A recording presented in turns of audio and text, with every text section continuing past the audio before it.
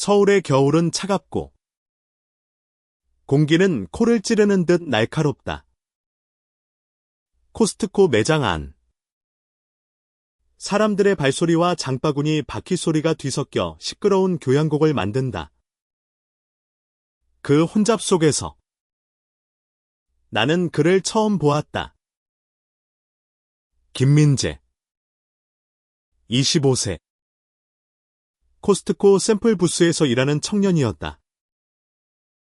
그의 얼굴은 따뜻한 미소로 빛났지만 눈빛에는 말하지 않은 이야기가 숨어 있었다.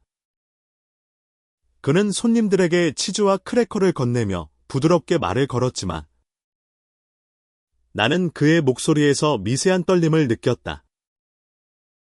마치 무언가를 숨기려는 듯한, 그러나 숨길 수 없는 감정의 흔적이었다. 나는 강준호. 같은 나이. 평범한 회사원이다. 그날 나는 특별한 이유 없이 코스트코에 들렀다. 아마도 집에 채울 식료품이 필요했거나 아니면 그냥 혼잡한 세상에서 잠시 벗어나고 싶었을 뿐이다. 하지만 민재를 본 순간 내 발걸음은 멈췄다. 그의 손이 치즈를 자르는 모습, 손님과 짧게 대화하는 모습, 그리고 가끔 허공을 응시하는 그의 눈빛. 모든 게 나를 끌어당겼다. 이거 드셔보세요. 민재가 내게 샘플을 내밀며 말했다. 그의 목소리는 부드러웠지만 어딘가 단단한 결심이 느껴졌다. 나는 샘플을 받으며 그의 손을 스쳤다. 짧은 순간 전기가 흐르는 듯한 느낌이 나를 사로잡았다. 맛있네요. 나는 어색하게 웃으며 대답했다. 그는 고개를 끄덕였지만 그의 눈은 내게 더 오래 머물렀다. 그날 이후 나는 코스트코에 자주 들렀다. 민재가 일하는 시간대를 일부러 맞춰갔다. 그는 늘 같은 자리, 같은 미소로 샘플을 나눠주고 있었다. 하지만 매번 만날 때마다 그의 눈빛은 조금씩 변했다. 처음엔 호기심, 그 다음엔 따뜻함, 그리고 점차 무언가를 말하고 싶어하는 간절함으로 나는 그를 알아가고 싶었다. 아니, 이미 그를 알아가고 있었다. 민재는 서울 외곽의 작은 아파트에서 혼자 살았다. 그의 부모님은 시골에 계셨고 그는 대학을 중퇴한 뒤 생계를 위해 이곳저곳 아르바이트를 전전했다. 코스트코는 그의 가장 최근 일자리였다. 그는 말수가 적었지만 이야기를 나눌 때면 진심이 담겨 있었다. 왜 이렇게 자주 와? 어느 날 그가 웃으며 물었다. 샘플이 맛있어서. 나는 장난스럽게 대답했지만 내 심장은 빠르게 뛰고 있었다. 우리의 대화는 점점 깊어졌다. 민재는 자신이 꿈꿨던 삶음악가가 되고 싶었던 꿈. 하지만 가난과 현실 앞에 좌절한 이야기를 들려주었다. 나는 그에게 내 이야기를 털어놓았다. 회사에서 느끼는 압박, 가족의 기대, 그리고 내가 누구인지조차 잊어버린 듯한 나날들. 우리는 서로의 상처를 공유하며 점점 가까워졌다.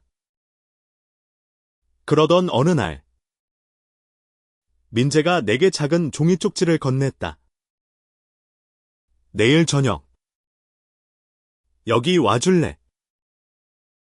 쪽지에는 한강 근처의 조용한 카페 주소가 적혀 있었다.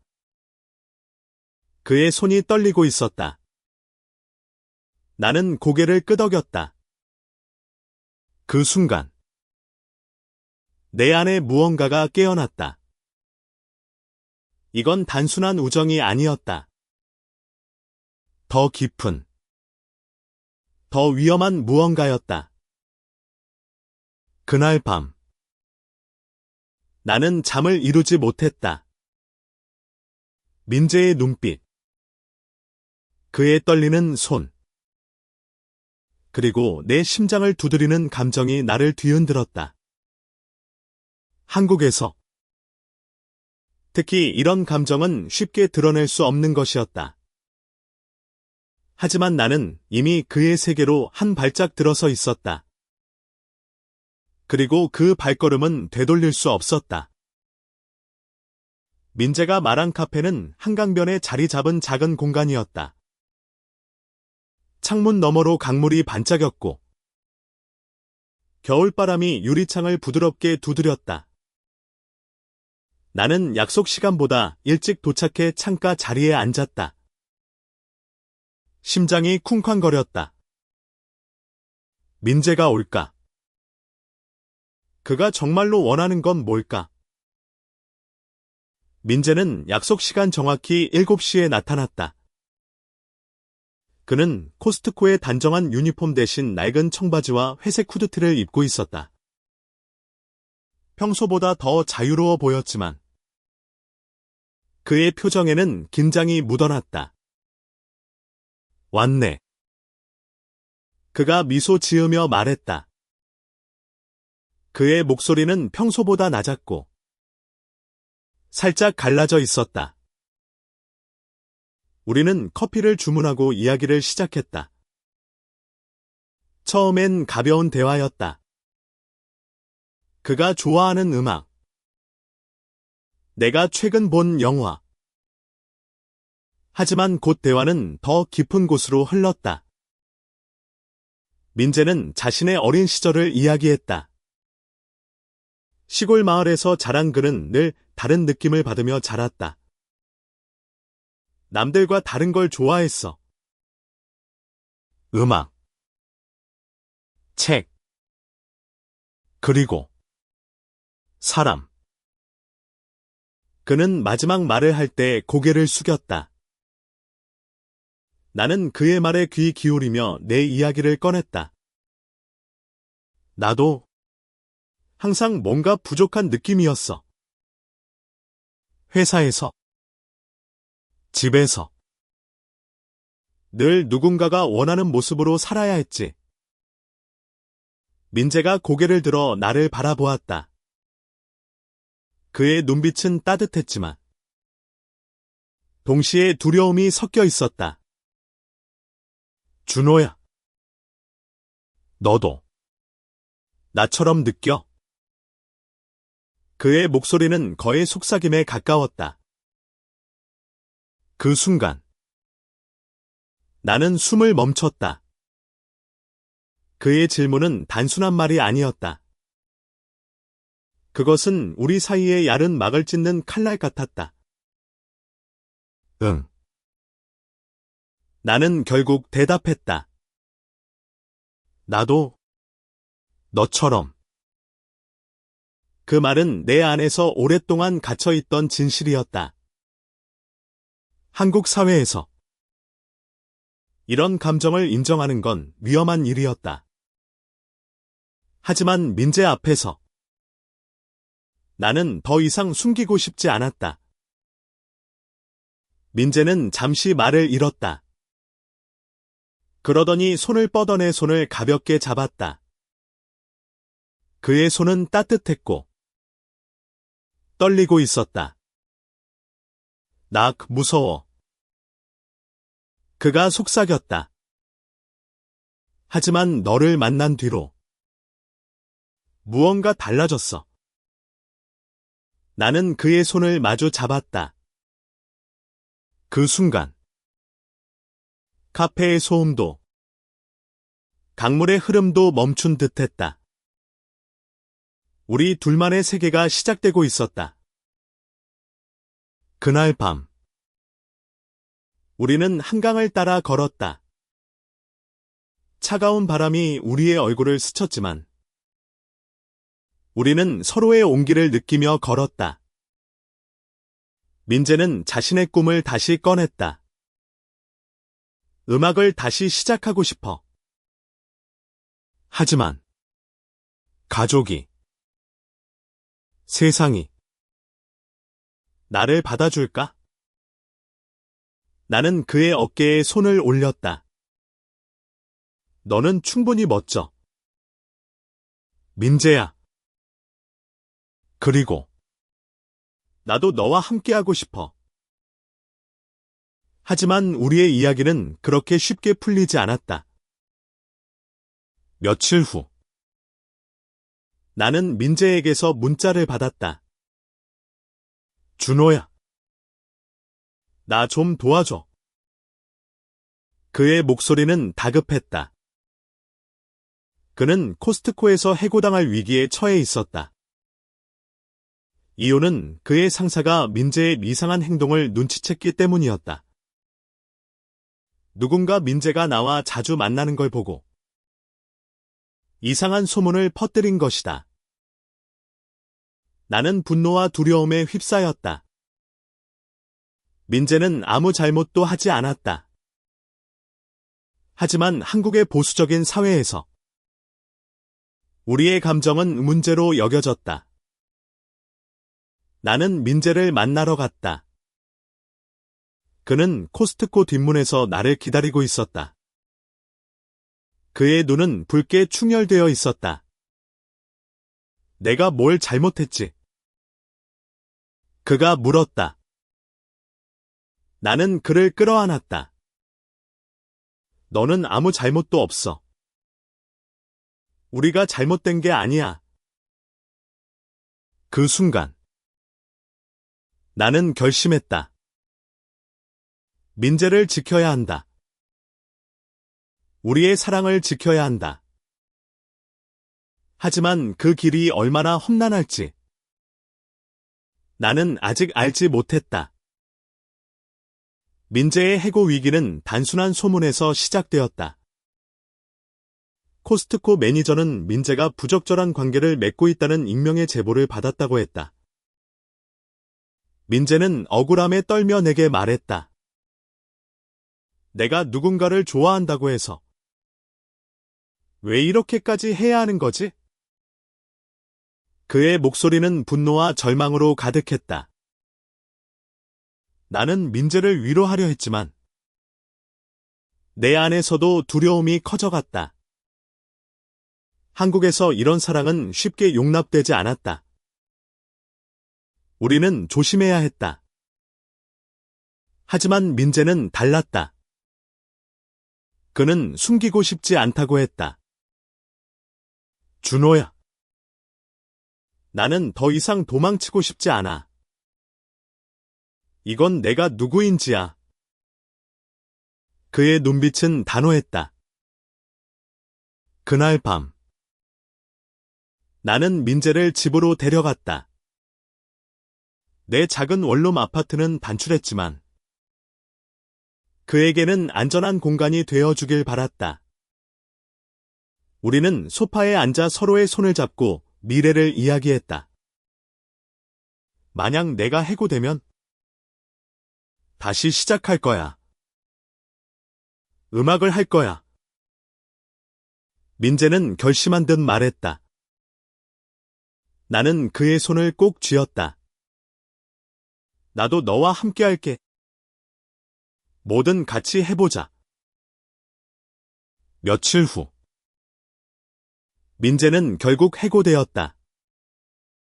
매니저는 명확한 이유를 말하지 않았지만 우리는 그 이유를 알았다. 민재는 담담하게 받아들였다. 어차피 여기서 오래 일할 생각은 없었어. 그는 씁쓸하게 웃었다. 하지만 나는 그의 미소 뒤에 숨겨진 상처를 보았다. 민재는 음악을 다시 시작하기로 했다. 그는 오래된 기타를 꺼내 들고 작은 방에서 노래를 만들기 시작했다. 나는 퇴근 후 그의 집에 들러 그의 음악을 들었다. 그의 노래는 날것의 감정으로 가득했다. 사랑, 상실, 그리고 희망. 나는 그의 노래를 들으며 눈물이 났다. 이거, 나를 위해 쓴 거야. 나는 물었다. 민재는 부끄러운 듯 고개를 끄덕였다. 너를 생각하면서 썼어. 우리의 관계는 점점 깊어졌다. 하지만 세상은 우리를 쉽게 놔두지 않았다. 어느 날, 내 회사 동료가 나를 이상한 눈으로 보았다. 야, 너 요즘 이상한 사람 만나는 거 아니야? 그의 말은 농담처럼 들렸지만 나는 등골이 서늘해졌다. 소문이 퍼지고 있었다. 민재와 내가 함께 있는 모습이 누군가의 눈에 띄었던 것이다. 나는 민재에게 이 일을 말했다. 그는 잠시 침묵하더니 말했다. 준호야, 우리가 이렇게 살아야 해. 늘 두려워하면서. 그의 질문은 내 가슴을 찔렀다. 나는 대답할 말을 찾지 못했다. 하지만 민재는 미소 지으며 말했다. 난 너를 잃고 싶지 않아. 그래서 싸울 거야. 민재는 자신의 음악을 유튜브에 올리기 시작했다. 그는 자신의 이야기를 노래로 풀어냈다.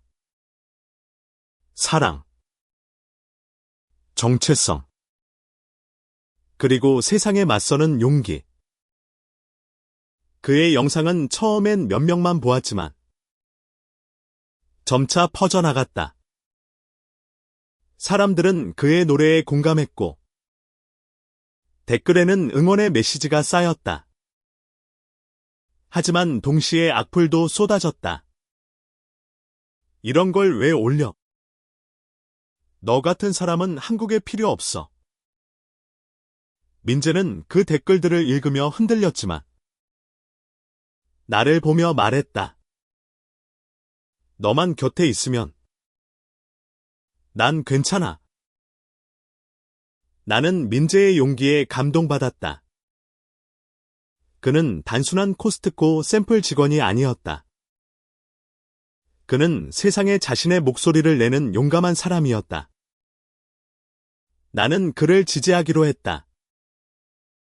우리의 사랑은 비난받을 이유가 없었다.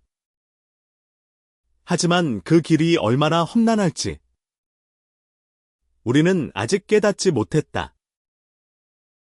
민재의 유튜브 채널은 점점 더 많은 사람들에게 알려졌다. 그의 노래는 단순한 멜로디가 아니었다.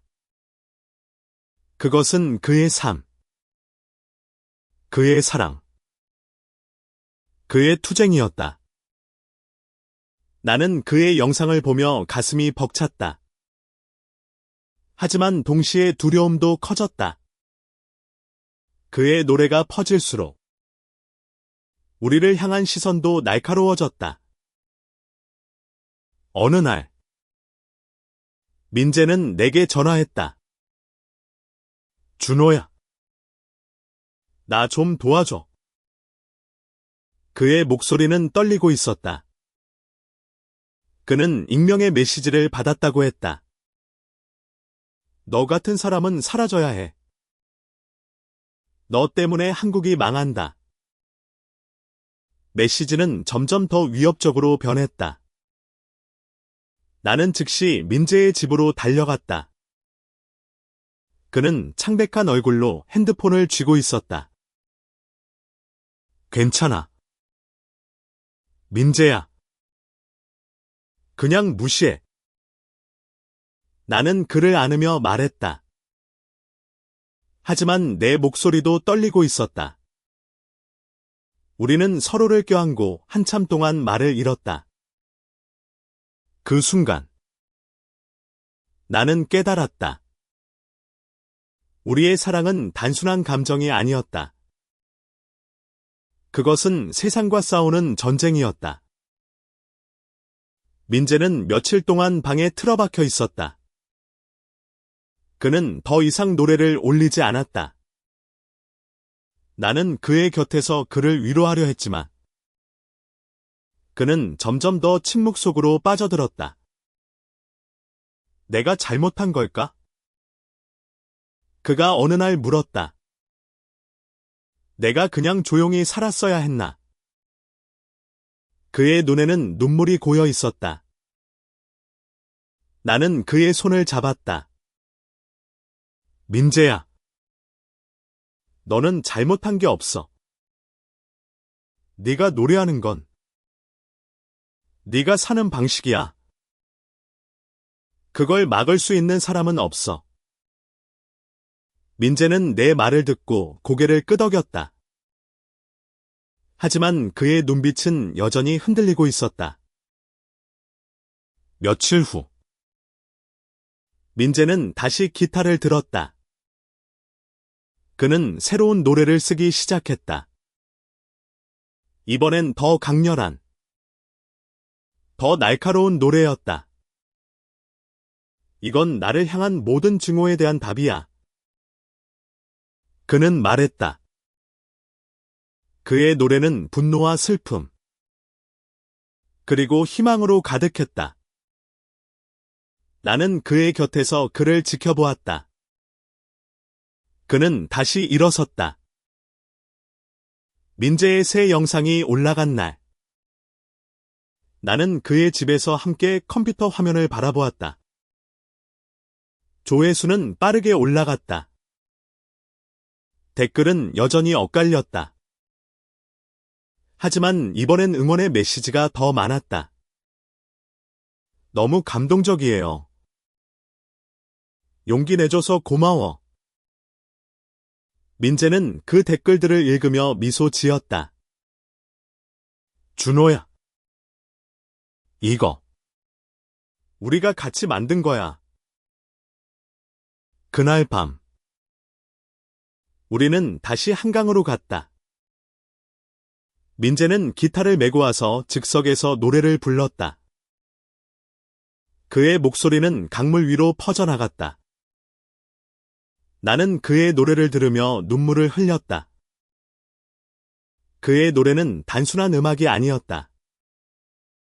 그것은 우리의 사랑, 우리의 투쟁, 우리의 존재였다. 하지만 행복은 오래가지 않았다. 며칠 후, 민재는 또 다른 위험 메시지를 받았다. 이번엔 단순한 말이 아니었다. 누군가 그의 집 주소를 알아낸 듯했다. 너희 둘 다 조심해. 메시지는 그렇게 끝났다. 나는 두려움에 사로잡혔다. 민재를 지키고 싶었지만 어떻게 해야 할지 몰랐다. 나는 민재에게 말했다. 우리 잠시 숨자. 너무 위험해. 하지만 민재는 고개를 저었다. 준호야. 난 도망치지 않을 거야. 이건 내가 누구인지에 대한 싸움이야. 그의 목소리는 단호했지만 나는 그의 손이 떨리는 걸 보았다. 그는 강했지만 동시에 너무나 연약했다. 우리는 그날 밤 서로를 꼭 끌어안았다. 세상은 우리를 받아들이지 않을지도 모른다. 하지만 우리는 서로를 놓지 않을 것이다. 우리의 사랑은 그 어떤 위협보다 강했다. 위협은 점점 더 심해졌다. 민재의 집 근처에서 낯선 사람이 배회한다는 소식이 들렸다. 나는 회사에서조차 불안했다. 동료들의 시선이 점점 더 날카로워졌다. 누군가 내 소셜미디어를 뒤져 민재와의 사진을 발견한 모양이었다. 강준호. 너 괜찮은 거야? 팀장의 질문은 단순한 걱정이 아니었다. 그의 눈빛에는 판단이 담겨 있었다. 나는 더 이상 회피할 수 없었다. 민재와 나는 우리의 관계를 공개적으로 드러내지 않았지만 소문은 이미 우리를 따라다녔다. 나는 민재에게 말했다. 우리 좀 더 조심해야 해. 하지만 민재는 고개를 저었다. 조심한다고 달라질 게 없어. 준호야. 그들은 이미 우리를 알고 있어. 민재는 자신의 음악을 멈추지 않았다. 그는 더 많은 노래를 쓰고 더 많은 영상을 올렸다. 그의 채널은 이제 수천 명의 구독자를 모았다. 그의 노래는 한국을 넘어 해외에서도 주목받기 시작했다. 한 외국 팬이 그의 영상에 댓글을 달았다. 너의 음악은 나를 살렸어. 고마워.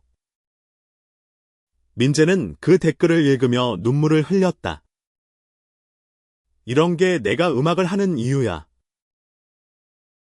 하지만 현실은 냉혹했다. 어느 날, 민재의 집 앞에 누군가 낙서를 했다. 더러운 놈들. 그 글자는 붉은 페인트로 쓰여 있었다. 민재는 그걸 보고도 담담했다. 이런 건 익숙해. 그는 그렇게 말했지만 나는 그의 손이 떨리는 걸 보았다. 나는 분노로 가득 차 있었다. 누가 감히 그를 이렇게 대할 수 있는가? 나는 민재를 안전한 곳으로 데려가고 싶었다. 하지만 그는 고집을 부렸다. 여기가 내 집이야. 내가 왜 떠나야 해? 그의 말은 단호했지만 나는 그의 눈에서 두려움을 보았다. 나는 그를 지키고 싶었다. 하지만 어떻게? 그날 밤 우리는 서로를 끌어안고 잠을 잤다. 민재의 숨소리가 내 귓가에 울렸다. 그의 온기가 나를 안심시켰다. 하지만 동시에 나는 두려웠다. 우리가 이렇게 계속 살아갈 수 있을까? 세상은 우리를 받아줄까? 며칠 후 민재는 내게 놀라운 제안을 했다. 준호야. 나와 함께 공연을 열자. 그는 서울의 작은 라이브 카페에서 자신의 노래를 부르고 싶다고 했다. 내 이야기를 사람들 앞에서 나누고 싶어. 두려워도. 이건 내가 해야 할 일이야. 나는 그의 결심에 감동받았다. 하지만 동시에 두려웠다. 공연은 우리의 관계를 더 많은 사람들에게 노출시킬 것이다. 나는 결국 동의했다. 함께하자. 민재야. 우리는 공연을 준비하기 시작했다. 민재는 밤늦게까지 노래를 연습했고 나는 그를 위해 포스터를 만들고 홍보를 도왔다. 공연 날짜가 다가올수록 우리의 긴장은 점점 더 커졌다. 하지만 동시에 우리는 서로에게 힘이 되었다. 공연 전날 민재는 내게 작은 선물을 주었다. 손으로 쓴 편지와 함께 작은 목걸이였다. 편지에는 이렇게 적혀 있었다. 준호야. 네가 내 곁에 있어서 나는 세상과 싸울 수 있어. 고마워. 나는 그 편지를 읽으며 눈물을 흘렸다. 민재는 단순한 연인이 아니었다. 그는 내 삶의 이유였다. 공연 날. 우리는 카페로 향했다. 작은 무대. 몇십 명의 관객. 하지만 우리에게는 세상에서 가장 중요한 순간이었다. 민재가 기타를 들고 무대에 섰다. 그의 첫 음이 울려 퍼졌다. 그리고 그 순간 나는 알았다. 우리는 이 싸움에서 절대 지지 않을 것이다. 공연 날. 카페는 사람들로 가득했다. 민재는 무대 위에서 빛났다. 그의 목소리는 떨림없이 맑고 강렬했다. 관객들은 그의 노래에 귀 기울였다. 어떤 이는 눈물을 흘렸고, 어떤 이는 고개를 끄덕였다. 민재는 자신의 이야기를 노래로 풀어냈다. 사랑, 상실, 그리고 용기. 그의 노래는 단순한 음악이 아니었다. 그것은 그의 삶이었다. 나는 무대 옆에서 그를 지켜보았다. 그의 눈은 관객을 향했지만 가끔 나를 바라보았다. 그때마다 그의 미소는 나를 안심시켰다. 우린 할 수 있어. 그의 눈빛은 그렇게 말하는 듯했다. 공연이 끝난 후 관객들은 박수를 보냈다. 몇몇은 민재에게 다가가 악수를 청했다. 당신 노래가 제 마음을 움직였어요. 한 젊은 여성이 말했다. 민재는 부끄러운 듯 웃으며 고개를 숙였다. 하지만 나는 그의 손이 떨리는 걸 보았다. 그는 여전히 두려웠다. 공연 후 우리는 카페 뒤편에서 잠시 숨을 돌렸다. 민재는 내 손을 잡고 말했다. 준호야. 오늘 내가 살아있다는 걸 느꼈어. 그의 눈에는 눈물이 고여 있었다. 나는 그를 끌어안았다. 너 정말 대단했어. 민재야. 하지만 그 기쁨은 오래가지 않았다. 공연 영상이 소셜미디어에 퍼졌다. 대부분의 반응은 긍정적이었지만 악플도 쏟아졌다. 이런 사람들 때문에 한국이 망한다. 너희는 정상 아냐. 민재는 그 댓글들을 읽으며 침묵했다.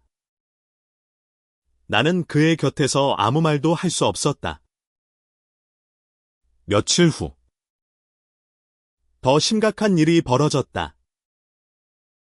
민재의 집 근처에서 누군가 그를 따라다녔다. 그는 겁에 질린 목소리로 내게 전화했다.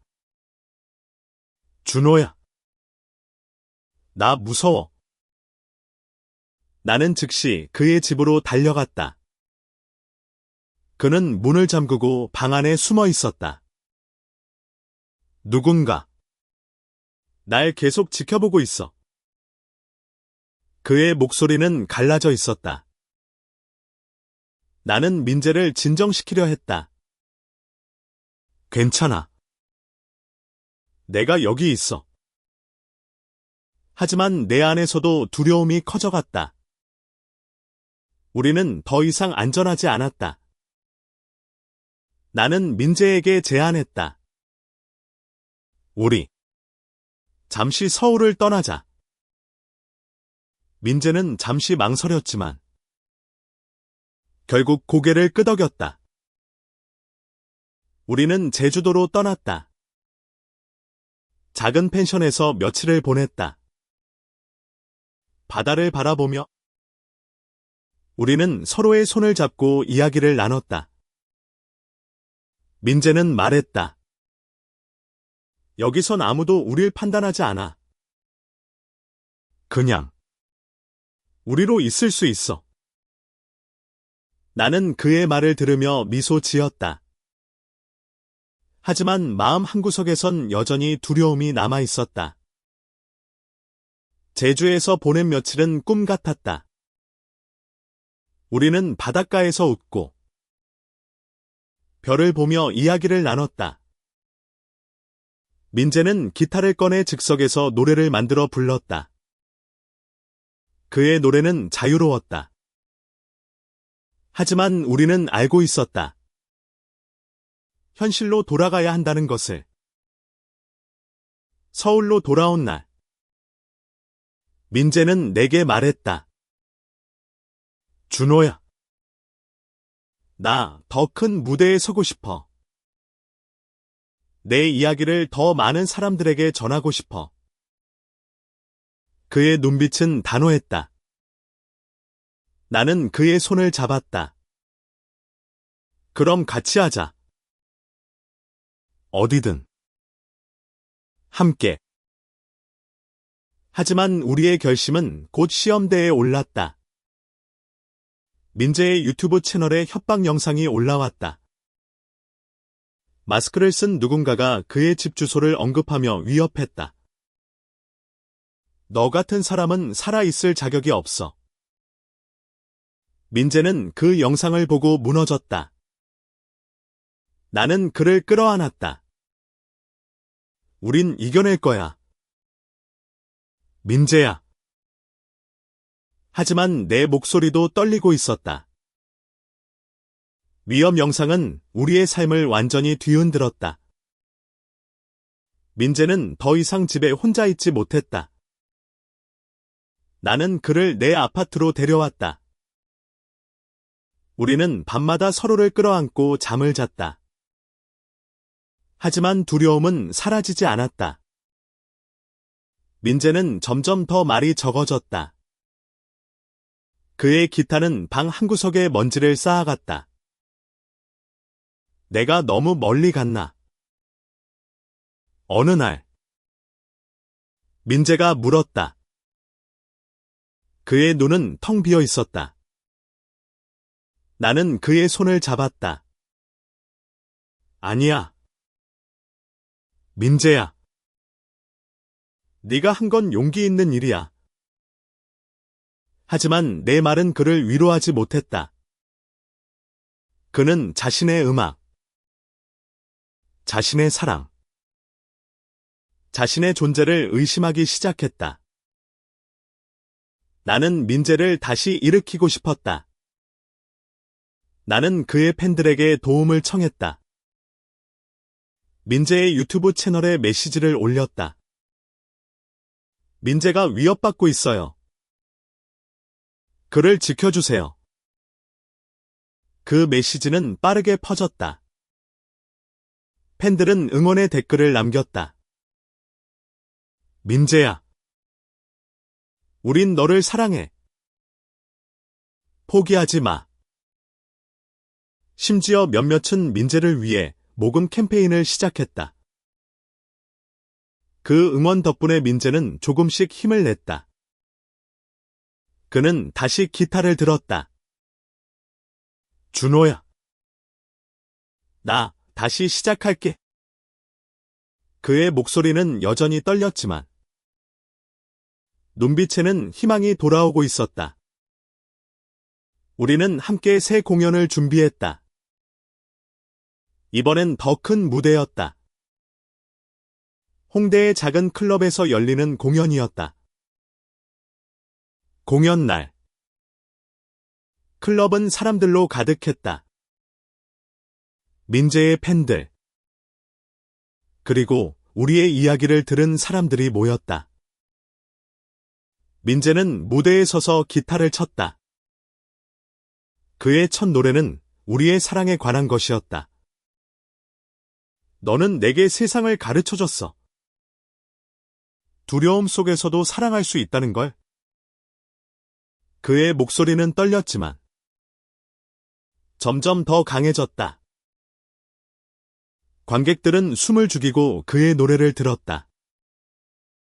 어떤 이는 눈물을 흘렸고 어떤 이는 미소 지었다.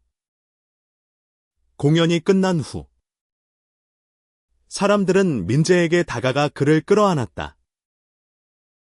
고마워. 민재야.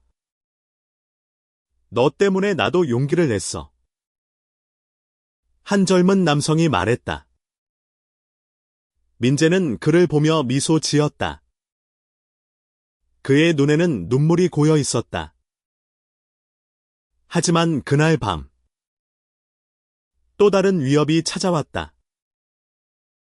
공연이 끝난 후, 클럽 밖에서 누군가 민재를 기다리고 있었다. 마스크를 쓴 남자가 그를 향해 다가왔다. 너 같은 놈은 여기서 사라져. 그는 민재를 밀쳤다. 나는 즉시 민재를 보호하며 그와 맞섰다. 그만해. 나는 소리쳤다. 주변 사람들이 우리를 도와 그를 쫓아냈다. 민재는 겁에 질린 채 내 품에 안겼다. 준호야.